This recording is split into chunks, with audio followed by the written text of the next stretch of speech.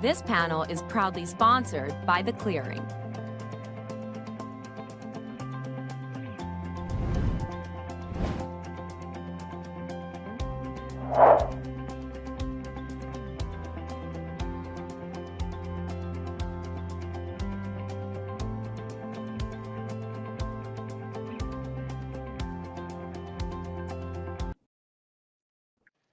Hey everyone, welcome to our next session here at Running Remote.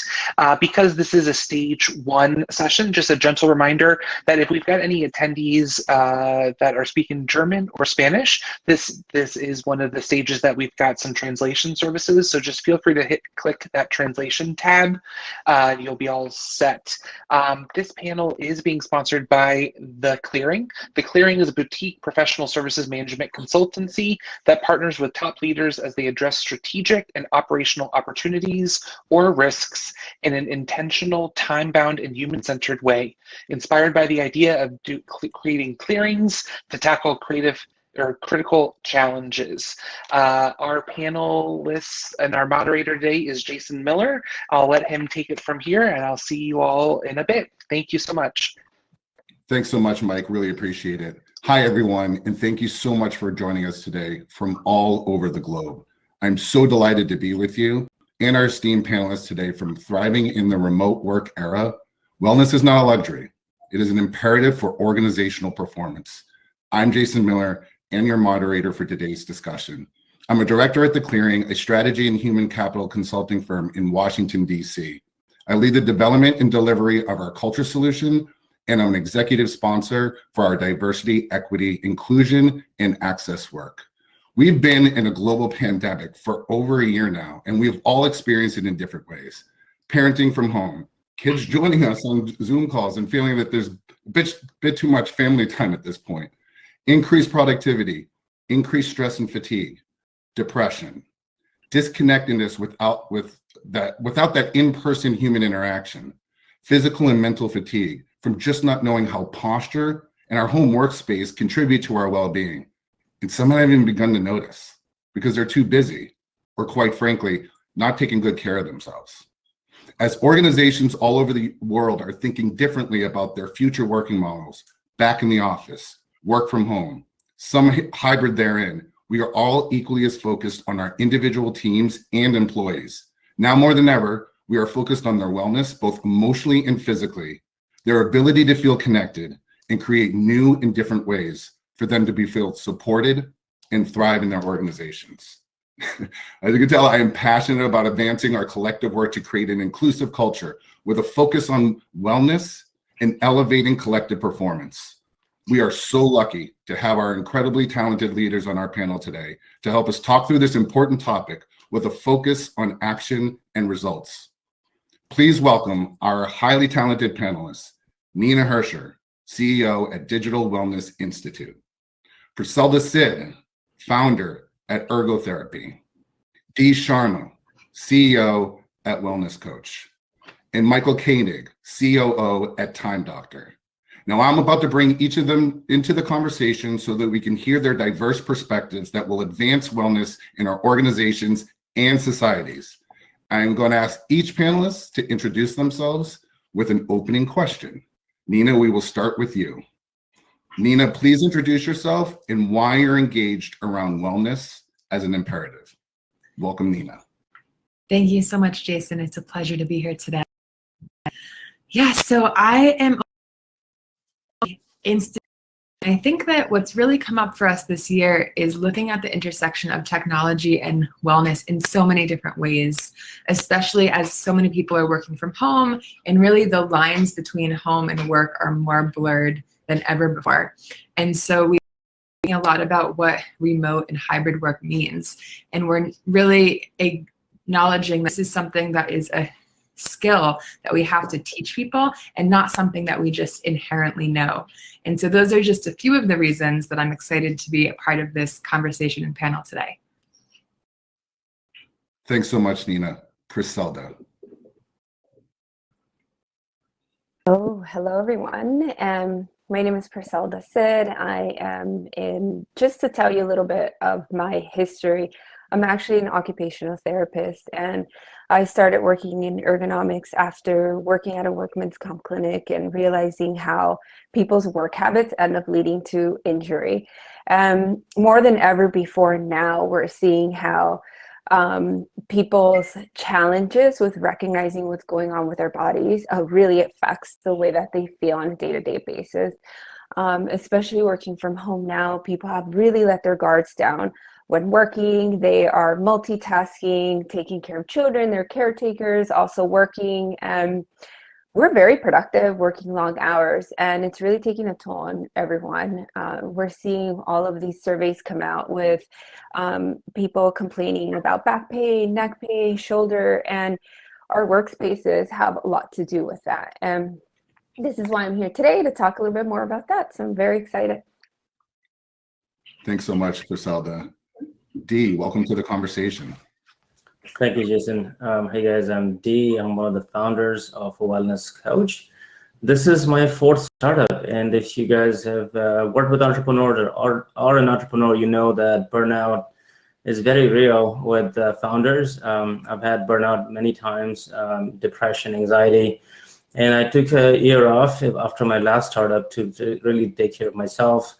And my wife and I essentially ended up starting Wellness Coach together to help other founders, executives, and other teams deal with stress, anxiety, and depression.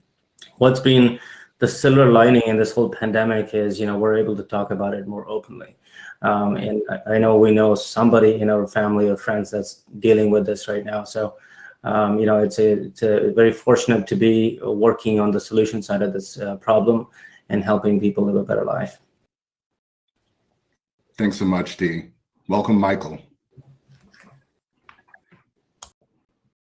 Hi, everyone. I'm Michael KOENIG. I am a passionate promoter of remote work, and I love helping companies adapt their collaborative operations to thrive in a digital environment. I'm currently the COO at Time Doctor, which is a 100% remote company with 142 team members spread across 43 countries.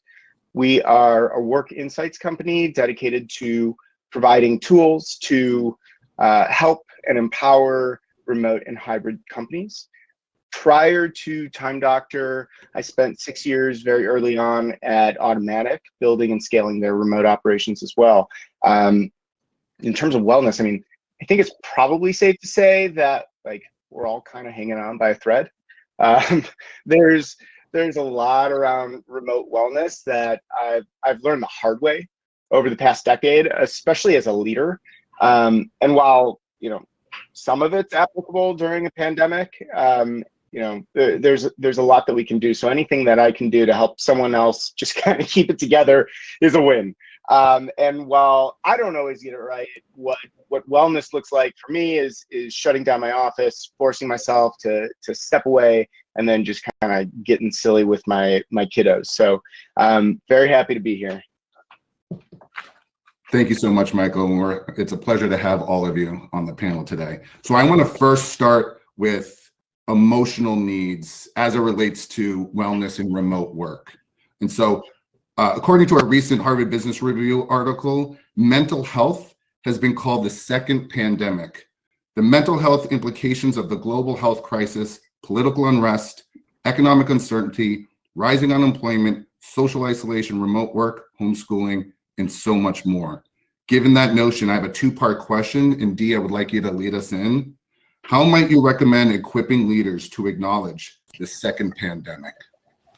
Yeah, the stats are staggering, Jason. 40% of the population is saying that they have some sort of clinical levels of depression.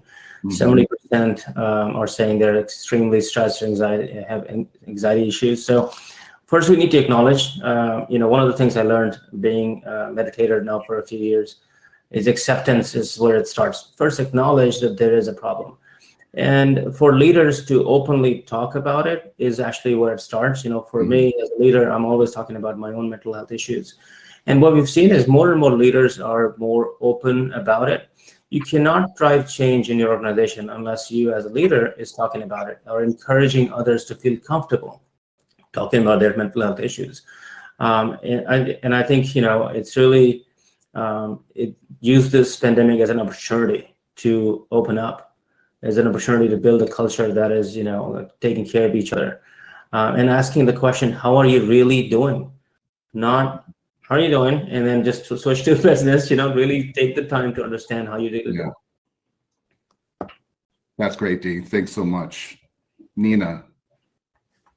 I would really echo that I think there's so much to be said for culture change, and it can be immensely challenging to make shifts within an organization if the leaders aren't ready to. And so we talk a lot about this idea of kind of a communication charter, really just looking at like, what hours are we online? How can we unify around the healthiest practices while still making sure that we get the work done? And having this overall approach to technology usage where we're very much being healthy tech versus anti-tech, because it's not going anywhere. And people certainly don't want to be shamed around their usage when they have to be working from home.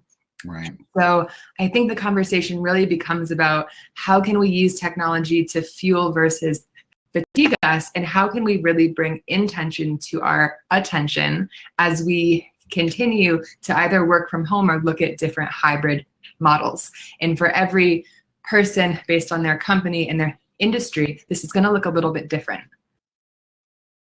Thanks so much, Nina. Actually, that's a really good pivot into the second part of my question, and I would like to stay with you.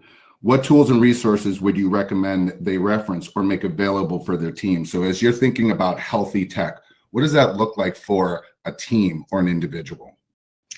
Great question. So we have this flourishing wheel that basically looks at what are the different domains of technology and wellness. And I don't know if I'm able to share that, but I can send it out afterwards. And so this flourishing wheel, I think, is very holistic. And so if, let's say, somebody comes to me and says, hey, Nina, I want to work on productivity. I'll say, okay, but let's also look at environment and communication. Is your home office set up in a way where you're not constantly being interrupted? Are you letting people know in your household when you're on a call, maybe with some type of a visual cue?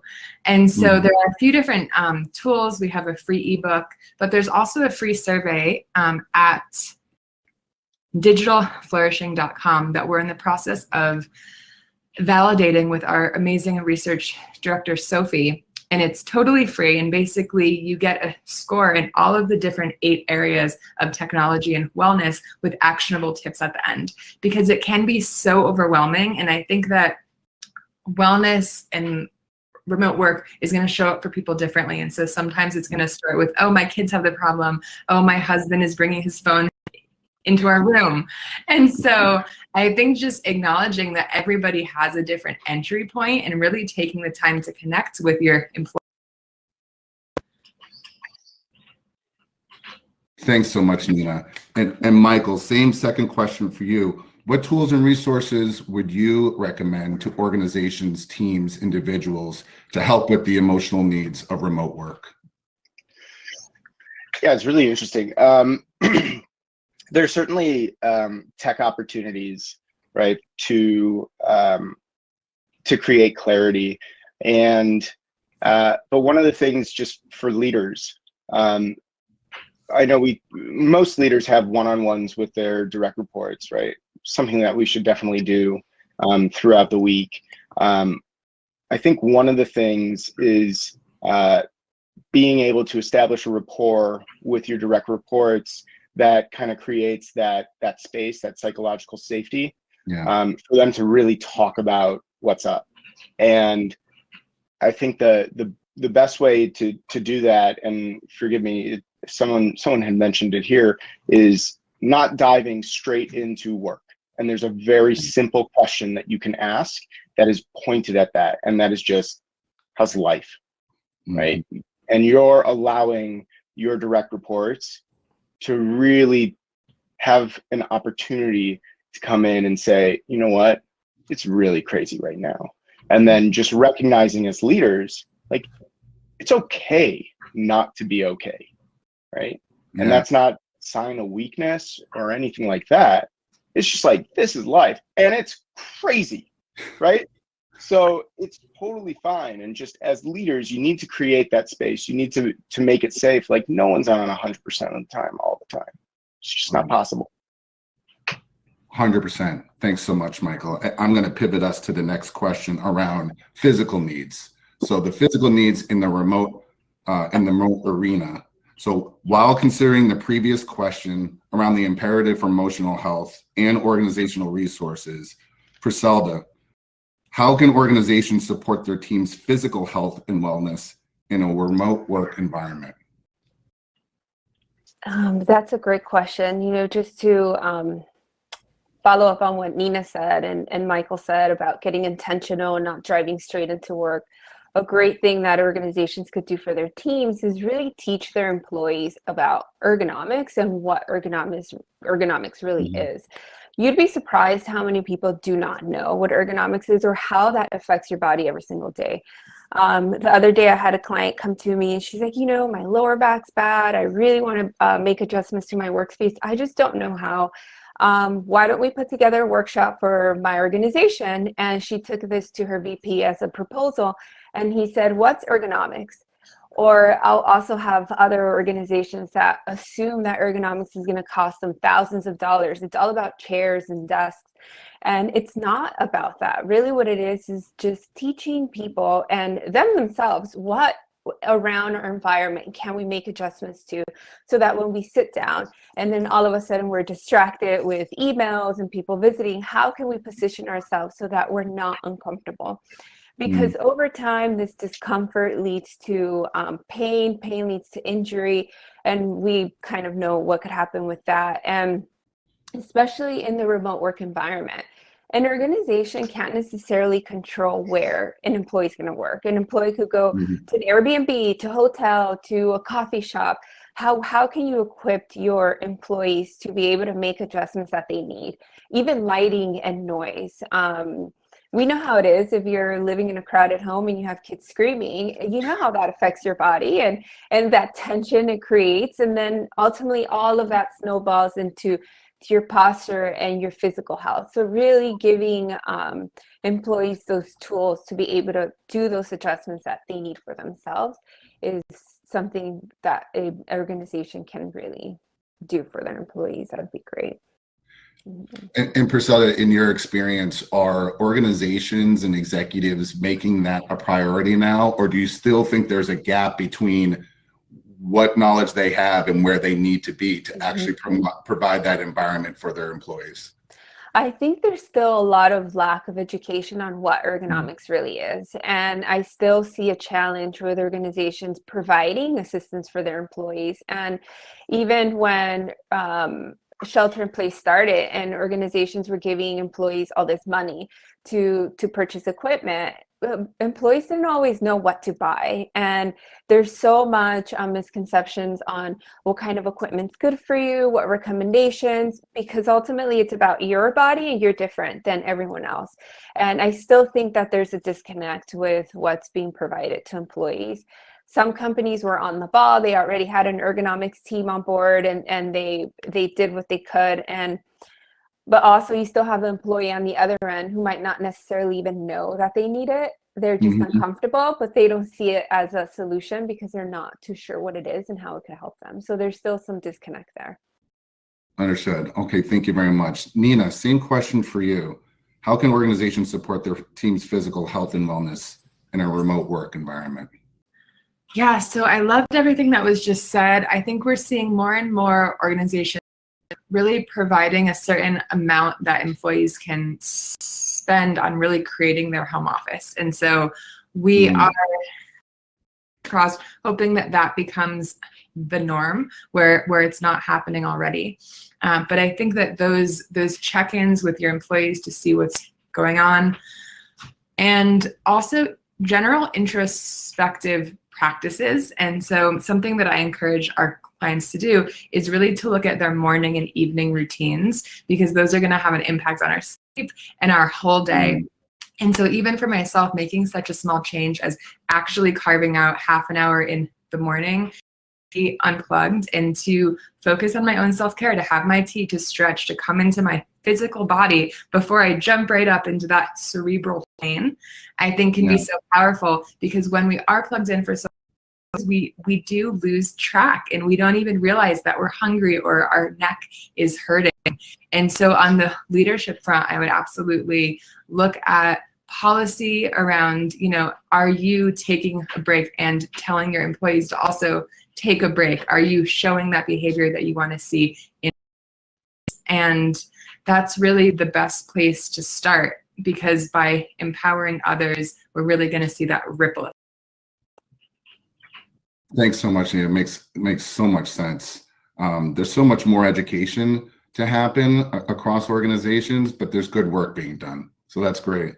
Hey, Dee, second part of this question, what are some small shift, high impact solutions leader can implement as early as tomorrow that would relieve working remote pressure on staff? Yeah, it's a very relevant question for where we are right now. You know, I want to go back to like why we are feeling so much stress and anxiety before I answer this question. And Absolutely. You know, a few years ago, I discontinued from all social media, and I've just been happier ever since. And I think when we are extremely stressed and anxious, what happens? We wake up in the morning, we grab over our smartphone, and we start looking at social media. And what is the incentive for social media to have you come back to it often is to show you negative news, and that's on the top, because we're negatively biased human beings. The reason I'm saying all this is very important to understand. If you want to relieve stress, anxiety in the workplace, or you want to actually improve yourself, you know, your own self-care, it starts with understanding how does stress, anxiety come about. Like if you turn on the news, breaking news, it's just bad. There's nobody talking about, hey, look at all these puppies, you know, like the news or all that good stuff. So I think it's really changing your routine on how you wake up. I think, you know, you mentioned that, you know, having time for yourself, and then how you go to bed, like digital detox before you go to bed, right? So, you know, at Wellness Coach, this is what we do. That's our business, is improving wellness for our customers. I just want to do a quick plug here. We're offering all minority-owned businesses free access to Wellness Coach. So just go to wellnesscoach.live. And it's something we're doing until end of January, partly because minority-owned businesses are far more disproportionately feeling the brunt of this pandemic in terms of stress, anxiety, you know, than any other business. So that's, I don't know if that answers your question, but you know, that's kind of what I go through all day in my head. Like, how can we help people understand what creates stress and anxiety, and then start peeling the onion and providing tools to then they be able to deal with it. No, it's clear, Dave. People go to Wellness Coach and they have a tool in you, in your organization. So that's wonderful. Thanks for doing that. Thank you. I want to shift the conversation to culture shifts in a remote work environment. Recognizing that these needs for employees are in many ways not new, we are certainly at an inflection point. And given that, and taking consideration the different needs across geographies and global organizations, how can we empower employees ask for what they need to be successful while balancing organizational needs and resources? Michael, will you lead us in with that?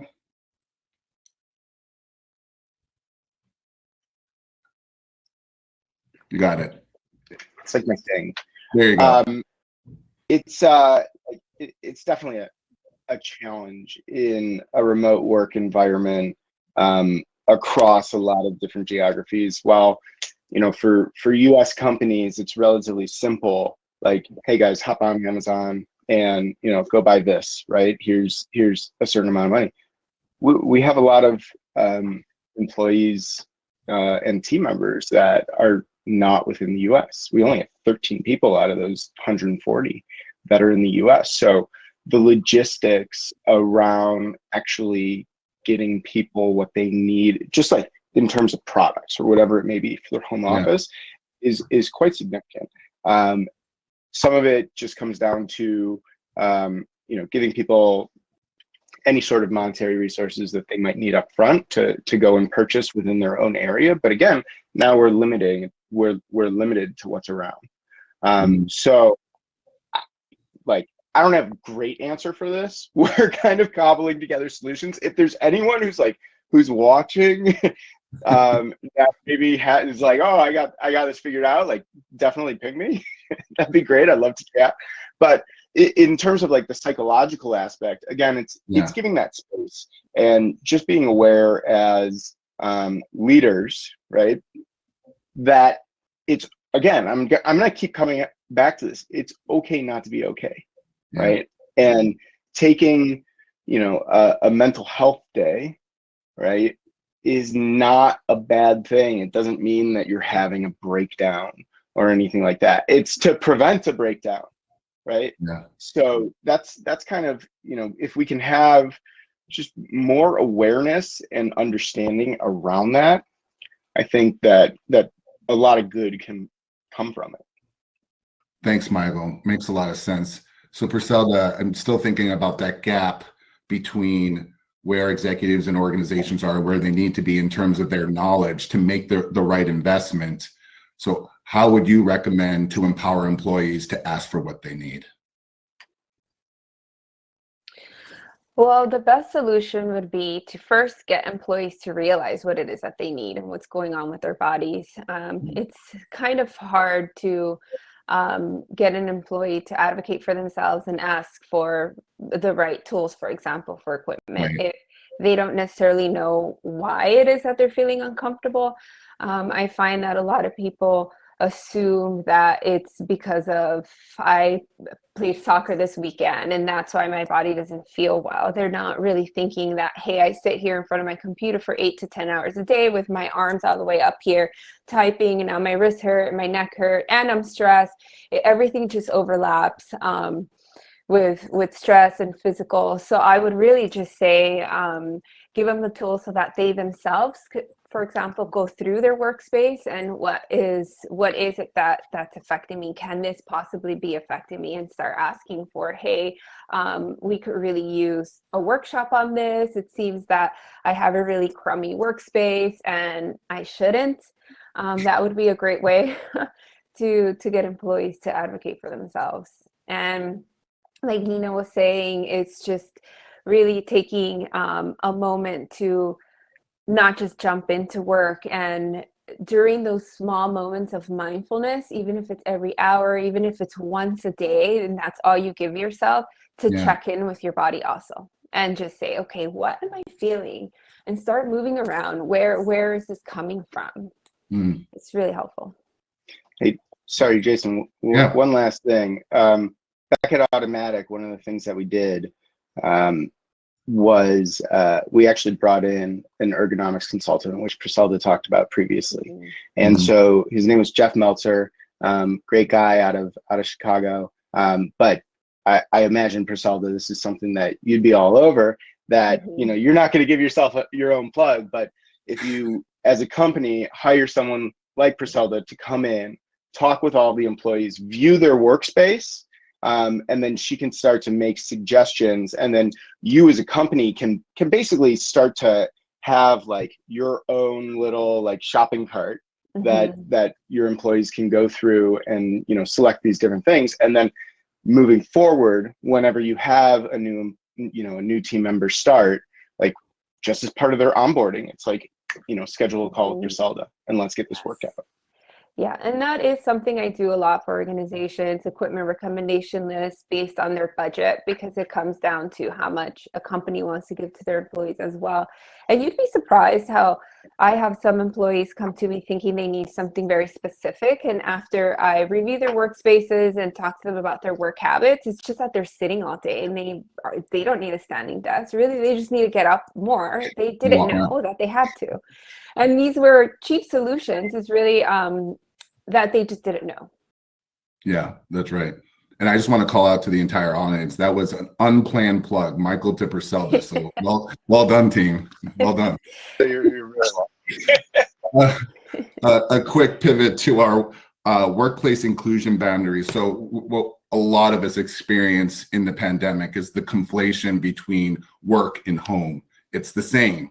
We never leave, right? And so when we're thinking about in the realm of mental and physical health, how can you help your team establish boundaries between their work and personal life? Dee, will you lean in on this?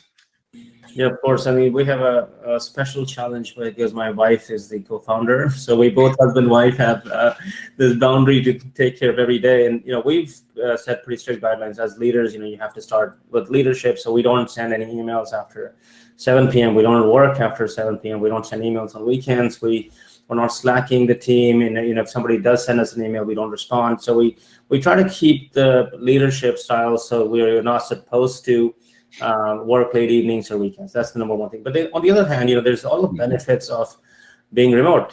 Just like Michael, you guys, wellness coach is 100% remote. We started remote pre-pandemic, and it became trendy during the pandemic. In fact, we moved to Miami Beach for that quarters pre-pandemic, which is usually not people weren't doing. But I think that thinking about the advantages of remote. We have 2 dogs. My dogs will show up at 5:30 in my office, say, "Hey, it's time for dinner." They're appreciating that, and then taking moments throughout the day to take small breaks. I think that's something. Like, I'm eating so much more healthier, acknowledging that if you're not going out all the time. So I think if you think about the positives of what remote work has brought to us, I think that starts to balance out how you think about that work-life integration, not balance. I think the word balance has made it a little negative. Work-life integration, like it's all the same, and you sort of find your benefits throughout the day. Yeah, thanks so much, Dee. Nina, can I invite you in this conversation? Absolutely. Thank you. I think that the conversation around how can we have healthy boundaries in relationship with technology is really exciting, because for me, it feels like, how can we reclaim our peace of mind? And that's something that I think everybody wants to do, as we're all a bit more on call than we've ever been before in our lives, with the Slack and the email and the dings and the pings. And so I think, again, it's about coming back to how can we create that physical environment to support behavior change, and how can we make sure that our routines and our habits in sync with that. And so the biggest thing I can recommend is leaving your phone outside of your room when you go to sleep, going back to that traditional retro clock. I think we say, oh, well, I need to use my phone as an alarm. You can set up an auto reply on your phone just like you can on your email. And it gives people that peace of mind, because sometimes if someone doesn't hear back, they'll be like, oh my God, are you okay? And you're okay. You're letting them know, hey, I unplug from 9 p.m. to 6 a.m. or whatever your truth is. And just by letting them know that, everybody exhales a little bit, and there is a way to get in touch. You can call twice and that call will go through. It's just about really learning to use our tech, and also not doing work in the same area that we sleep in. And so everyone's home environment is going to look a little bit different. I'm like in the woods out here in Colorado, but some people are in like a hub in kind of a smaller apartment. And so I think also normalizing that, because everyone's home or home office is going to look different, we have to create solutions and even products for that. And so for some people, it might look like just carving out like a corner of one room, but really having a space that is just for work, because then you go to that place for work and you're conditioning yourself.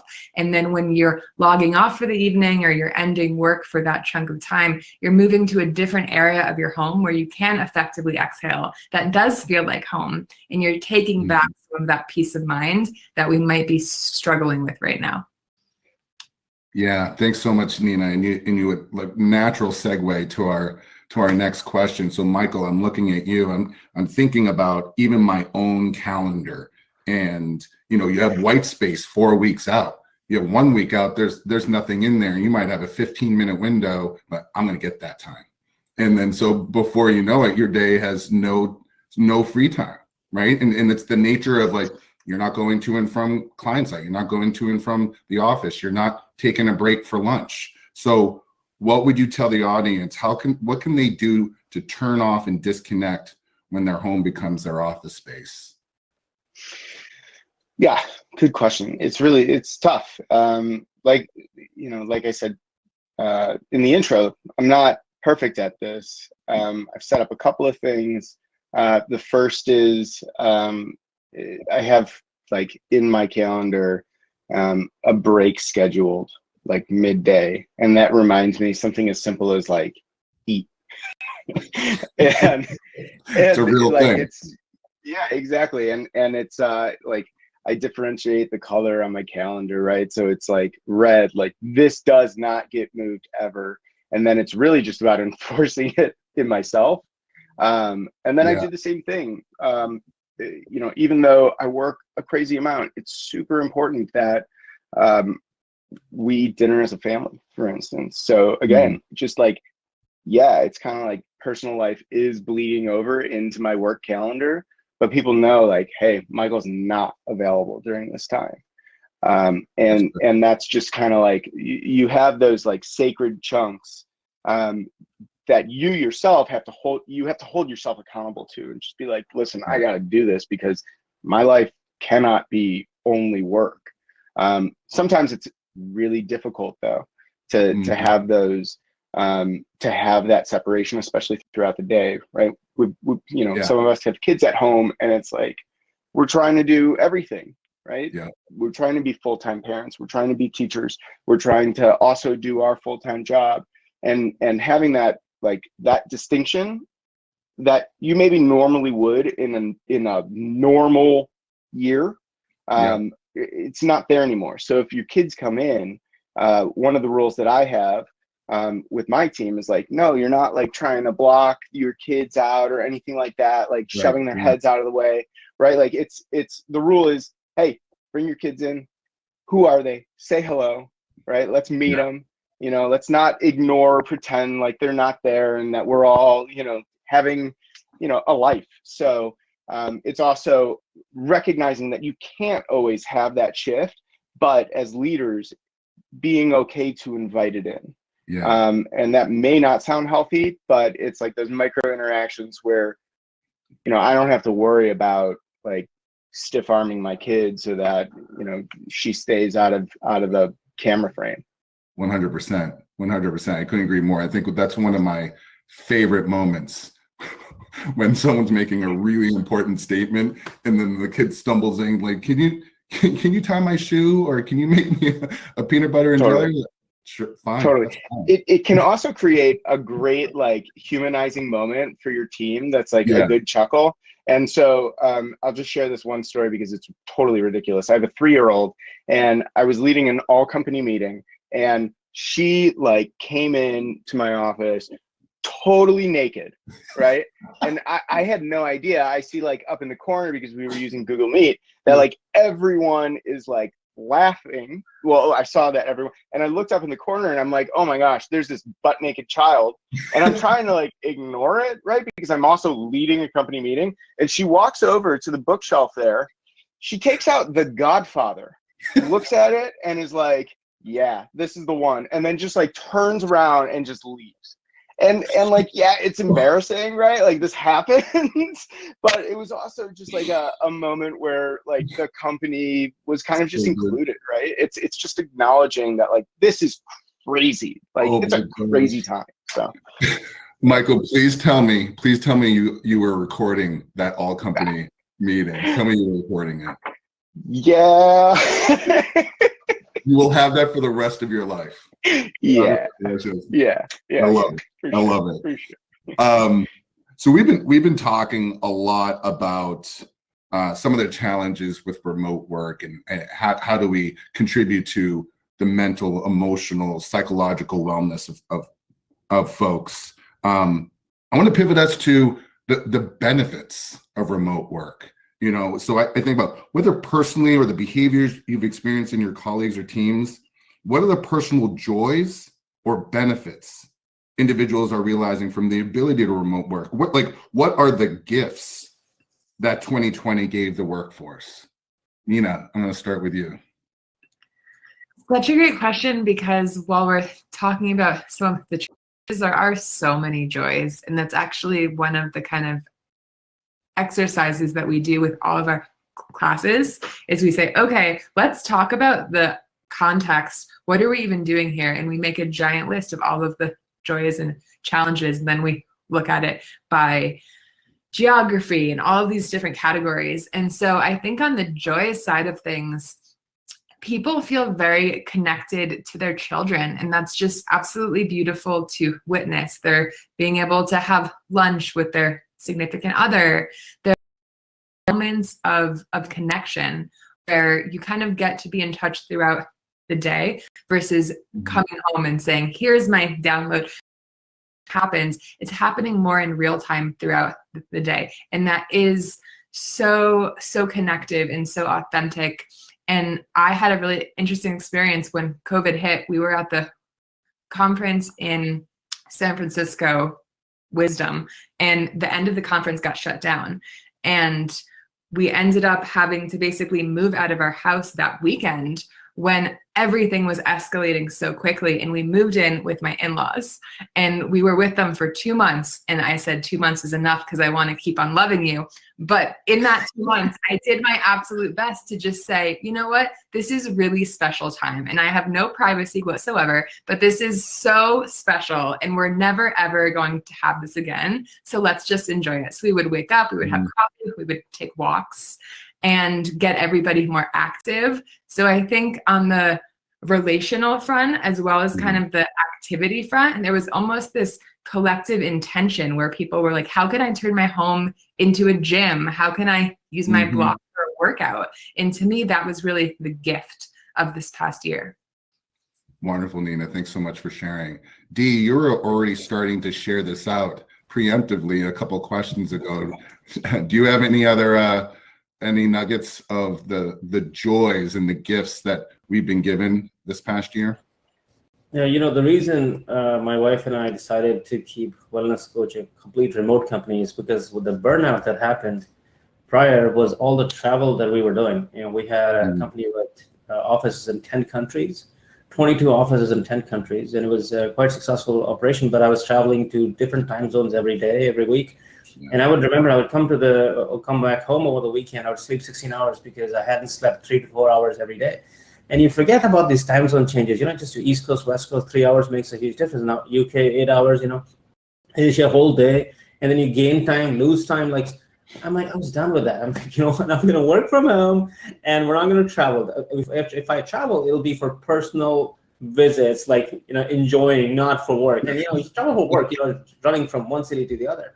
And so that was the genesis. And you know, there's not just the benefit of not traveling, going to the airport and security lines. I mean, we recently just started traveling. I'm double vaccinated, and I'm like, okay, let's get out.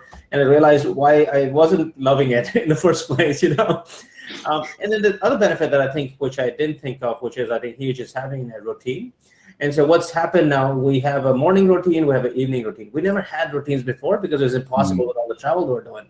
Yeah. So now, you know, I have a mindfulness practice, 10-minute meditation in the morning. We both go for a run, my wife and I, and then I write my journal. And the reason I have not had stress, extreme stress in a long time, is because of that routine. Just doing the same thing over and over again and improving every day, which, you know, has led me to be just a better human being. I'm not angry all the time. I'm not upset. I don't get upset. You know, it's like there's so many benefits that come from like the little changes in lifestyle. That's wonderful, Dee. Thanks so much for sharing that. I'm going to pivot us to our closing question, and we're going to bring each of you into the closing question. If our wonderful global audience were to take away only one piece of advice from each of you today, what would you hope it to be? PRICELDA, we'll start with you.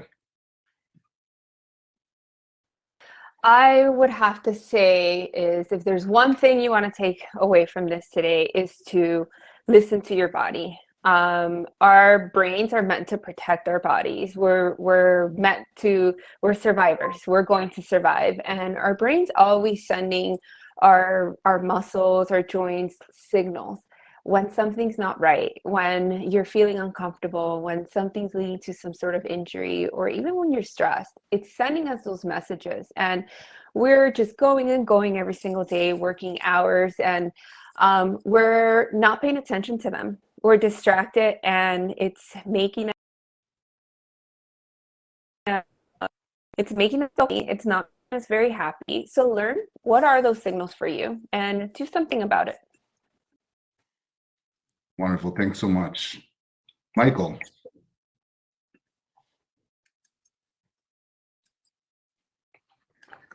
So yeah, if there's one thing that I'd like everyone to to take away from this. You've heard me say it a couple times now. It's just that it's okay not to be okay. And whether you're a leader or, whether you're not, just acknowledge that for yourself, acknowledge that for your team. These are extraordinary circumstances, and maybe adjust your expectations around work output. You might have to. And we got to remember, this is not a normal remote experience that we're all in. And so you got to create that space both for yourself and then also for your team to just not be okay. And that's fine. Yeah. Thanks so much, Michael. Nina, what's the one thing? So many things, but I'll pick one. So I would say the biggest takeaway for the audience, I would say, is this idea of really creating protected time for yourself. And that can be both on the individual front and on the work front. And so just like we have all of these things blocked on our calendar for work, things will take up as much time as we give them. And so actually putting a calendar block for your lunch that nothing overrides unless the house is on fire, and treating that time with yourself just as you would with someone else is so powerful, because then you actually have a break and you can look at this notion of kind of flexible routine and say, okay, maybe I used to have a routine and go to Zumba class every Tuesday afternoon, but now I don't. So maybe I just make a list of different breaks and things. Some of these breaks are 5 minutes, some are half an hour, some are an hour. And when I have that time, I have this list ready to go to support me, because it's so easy to just get sucked right back into work. So actually making sure that you're putting that time on your calendar with yourself, I think is going to help you both at work and on the individual front. Thanks so much, Nina. Dee, take us home. Yeah, all I shall repeat what was previously alluding to is first recognizing that there's billions of dollars of attention economy that's targeting you to be constantly on the phone, constantly clicking something by using negative bias as a way to get you back often and always be in fight or flight mode. So what can you do? Fight back by allocating 10 minutes every morning and doing a mindfulness practice, and then writing 3 things that you're grateful for every day. We call it the gratitude journal. It's just writing 3 things you're grateful for. What will happen after a few weeks, you'll start looking at the world with what is good about the world. The glass is half full, not half empty. And then what you realize is stress, anxiety, you were just making a big deal of every little thing. It wasn't that big of a deal. The world is not ending to right now or tomorrow. And I promise you, just try that for yourself. It's self-care. And if you take care of yourself, you can take care of people around you. Love that. Thanks so much for sharing. And thanks to each of you. I think we're going to spend the last 12 minutes or so and open it to the audience for Q&A. Mike, over to you. Hey there, thanks so much for letting me join with some questions from the audience. The first question we've got says, often the people that respond to wellness initiatives at work are usually the ones who are already invested. What are your thoughts on how to reach the people who might need it the most? I can take that probably. We are a B2B platform for wellness, and this is a very common issue. The fittest will be the ones that jump out things very quickly. So I think creating a wellness program where it's inclusive, but also it is a rewarding. And so what we've done is created like challenges of this. It can be a mental health challenge.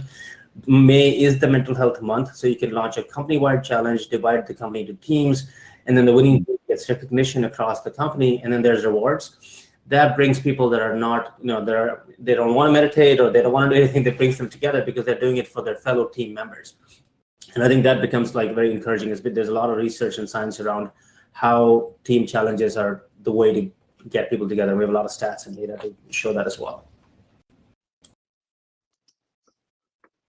Great, thanks so much. The next question we've got from the audience is there anything you all would recommend for preventing the harm to eyesight from extended screen use?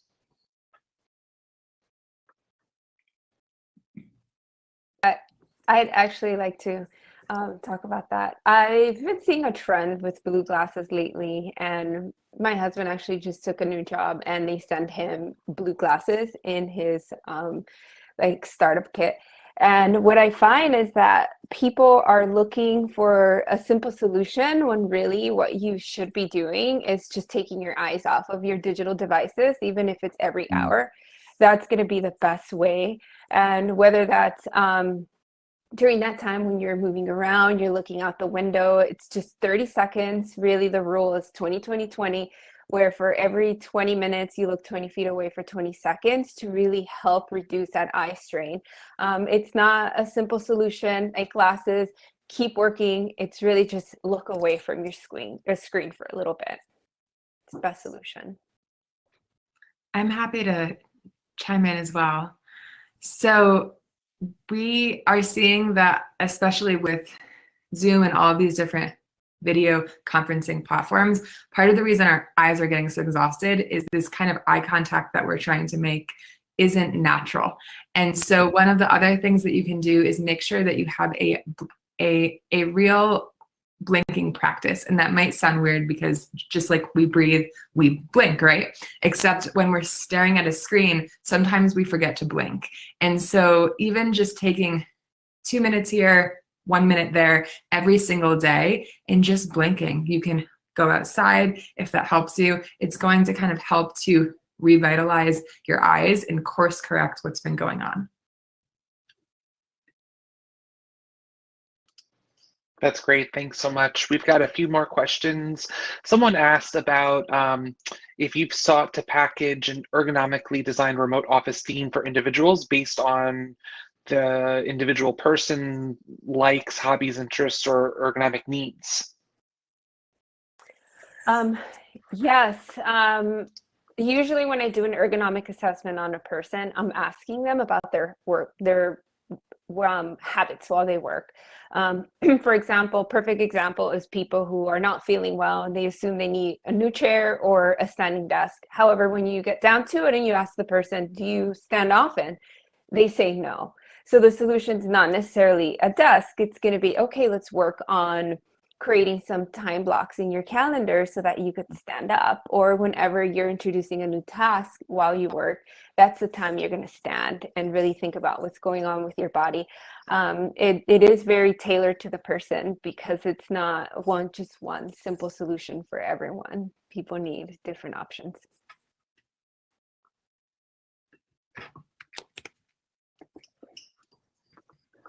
And then we've got one last question, and my apologies because I was emceeing on the other stage, so you might have talked a little bit about it, but it's curious if you all could dive in a little bit more about how to recognize or certain things to look for when employees are experiencing burnout in a remote environment, right? What to look for and the things that you might not think to look for.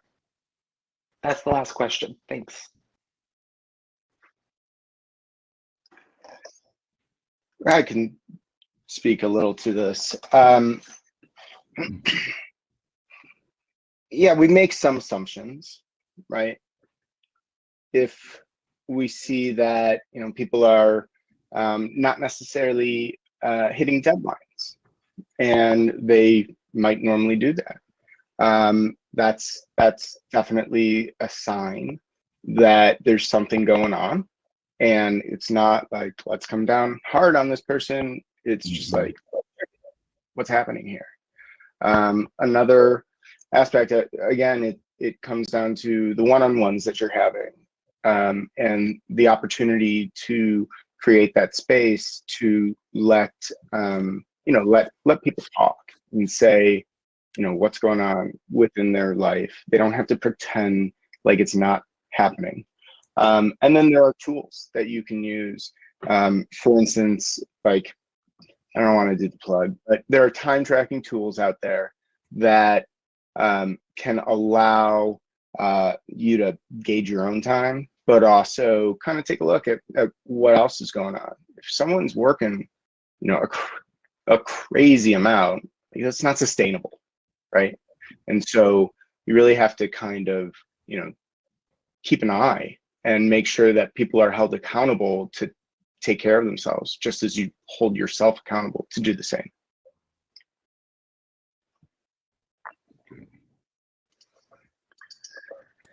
We've got one more question that came in, but do any of the other panelists want to chime in and can kind of pick up where Michael let go before I ask the next question? Yeah, I will add a little bit here. You know, I think the assumption that your team or people in the family of your teams is dealing with something is a very highly likelihood assumption. So as all leaders assume something's going on, like we've seen during the pandemic, our staff in the United States, you know, family members were going through substance abuse. In international countries, our staff was going through coronavirus. Our family members were affected with the virus. So I think the first is, you know, as leaders, we say to our team, like, assume something. Not everything's going perfectly. It's not like typical remote work, to what Michael said. It's very unique circumstances because of the pandemic. And then having those one-on-ones and seeing behavior patterns change, I think is the way to do it. But one-on-ones really help in asking how you're really doing. People will open up, they will share. And I think really making people use their PTO days or giving them extra days to take care of the problems is actually very, very important. There's no point in collecting PTO days. Like there's, you know, we're working way harder than before the pandemic, way more hours. So we should really enforce the, you know, some more time off to our teams. Great advice. Thanks so much. And then this one last question that just came in, what would be your advice to all the companies which are still thinking office work is best and never thought of needs of the employees, like providing mental support? I can chime in there. I think that we are seeing a lot of employers lean to something like offering their employees 2 to 3 days of working from home. And we're also seeing this trend of a lot of employees who never want to return to the office. And so I would say that for the employer, it really is about taking a deep dive and looking at your work culture. And also looking at, do you want to keep the employees that you currently have, or do you want to maybe be hiring a bunch of new people? Because a lot of folks are actually going to be looking at completely remote jobs if they are asked to come back into the office full time. And so we're really into this kind of framework of and, not or. And so is there a way for you to keep your employees, to keep your company culture and all of that employee happiness without maybe course correcting too much based on all of these changes that we've seen over this past year? So I'll just chime in here as well. You know, I think because we have clients that have, you know, white collar workforce, this question comes up all the time. Like Panda Restaurants is a big client of ours, Wynn Resorts. I mean, they cannot afford to not go to the work. That's what they have to go to work, right? We have Weber Metals, that's a manufacturing facility. Kimberly-Clark, they manufacture Huggies, diapers. So I think when we are asked this question, where, you know, the answer is really what kind of workforce you have. Can the workforce work remotely, and will they be happier remotely? And then you have to tackle it at that level. I think a lot of corporate jobs can be done remotely, and people have moved out of cities already. So asking them to come back is unfair, right? If they can be protected remotely, let them work remotely. But I think it depends on what the company does, what's the culture there, and not trying to, like, you know, fit a round peg in a square hole or the other way, you know.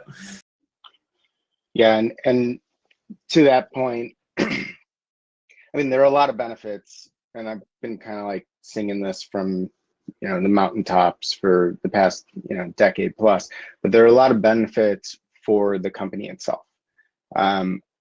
This last year, again, isn't necessarily representative of what remote work can be. I think once life, you know, hopefully starts to turn back to normal for everyone, and we have fewer, you know, pandemic related stresses, it can actually be wildly productive. And so what I would say is, look, the positives around remote work, you know, hire anywhere, right? Don't discriminate based on geolocation. Take the best talent wherever they are, let them work from wherever they are. You're going to have really happy people, and you're going to be accessing talent that you otherwise wouldn't.